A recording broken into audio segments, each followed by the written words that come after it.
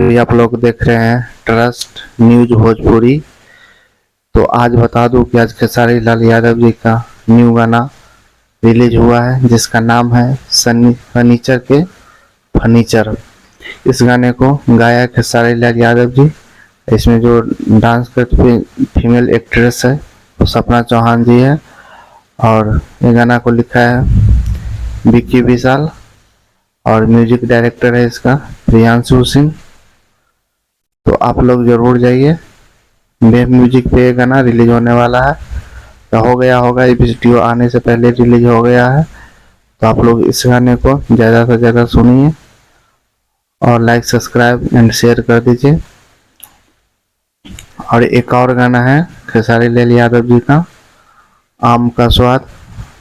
तो वो भी गाना 10-12 दिन से ट्रेंडिंग नंबर 2 पर है, जो इसी चैनल से आया था। तो आप लोग उस गानों को भी ढेर सारा प्यार दीजिए। और ये गाना जो आज रिलीज हुआ है, तो आप लोग इस गाना को इतना सुनिए, इतना लाइक कीजिए, इतना सब्सक्राइब करिए, ये गाना भी ट्रेंडिंग नंबर 1 पर चला जाए, क्योंकि ये भी गाना बहुत ही शानदार है और म्यूजिक भी इसका अच्छा है।